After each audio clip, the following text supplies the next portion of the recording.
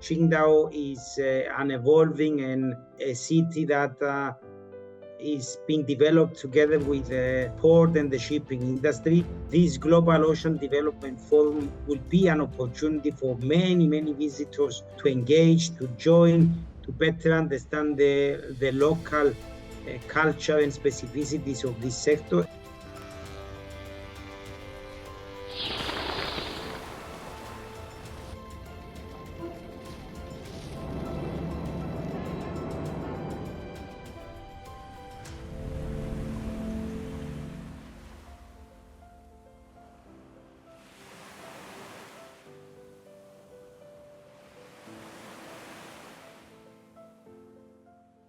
I think shipping industry, it's the lifeblood of global economy. It transports more than 80% of global trade. And of course, to have a sustainable blue economy, we need to focus on the environmental sustainability of the shipping industry. And therefore, we should do our best to address effectively decarbonization of the sector at a global level, plus engage into addressing marine litter, plastic pollution, so we can preserve the marine life. Of course, all of these are current very big challenges that global shipping should focus and respond effectively and engage all the nations. But we should not forget that maritime safety is a persisting priority, and we should do our best to keep maritime safety at high levels. And we should also focus on the welfare of the seafarers, on updating their skills, since now digitalization and automation are coming into place. So I believe the upgrade of the skills of our workforce in order to respond to these new challenges is of great importance.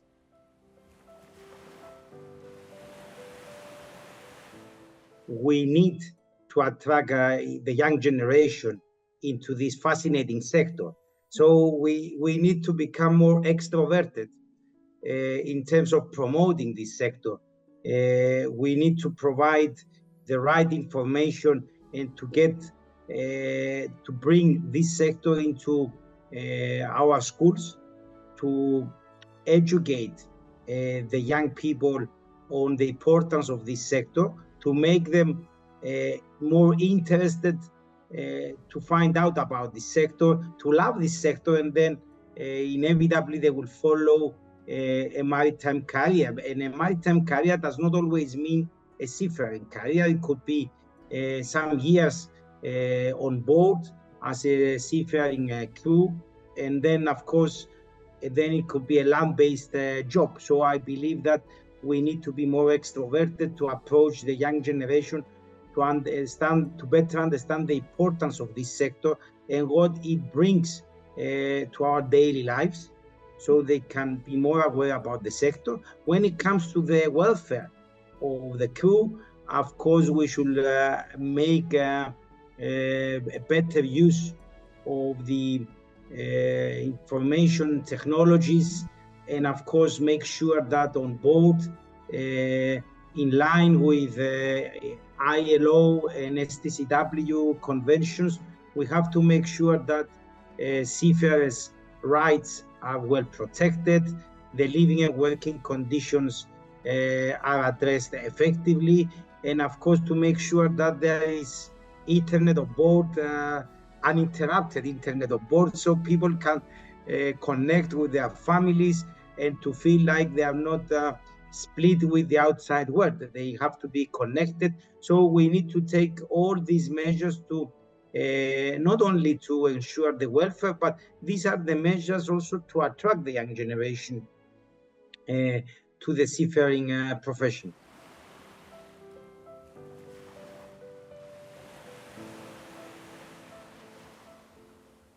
So if you introduce a new law, a new policy, you have to take care of all the other activities that are happening in our seas, so we can make sure that the environment is protected, and all the other issues are taken into account in order to provide increased productivity and efficiency. I must say that this model is working, plus some cross-cutting tools that, like the Maritime Special Plan, the integrated coastal zone management, and all these are working really good in Europe. And we've come to shipping. Of course, Europe indeed has a higher level of ambition in terms of decarbonization, in terms of responding to climate change.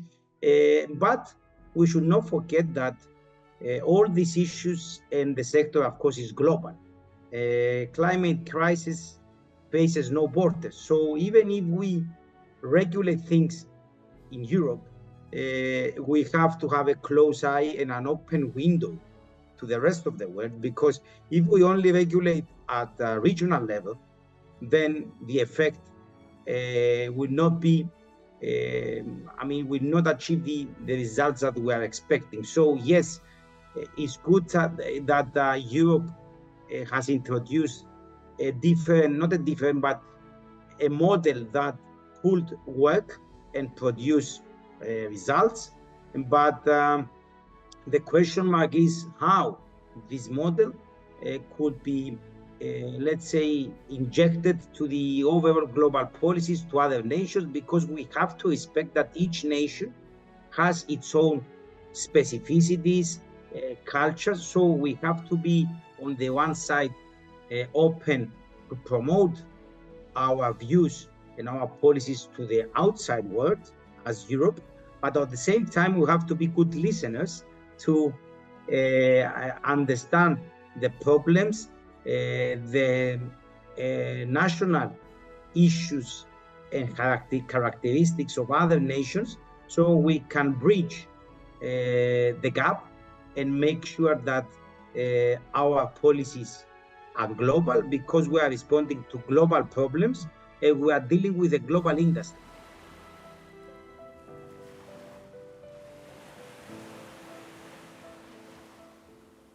Qingdao is an evolving and a city that is being developed together with the port and the shipping industry. This Global Ocean Development Forum will be an opportunity for many, many visitors to engage, to join, to better understand the local culture and specificities of this sector. And of course,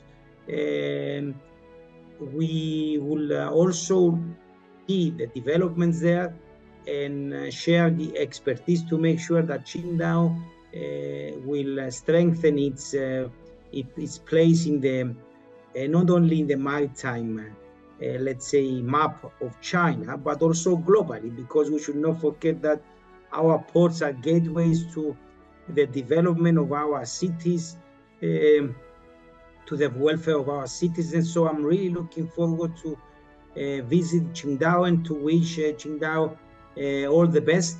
I'm sure that there is a vision there, and people are willing to further develop their business, and especially the blue economy sectors, for the prosperity of Qingdao citizens and the whole province.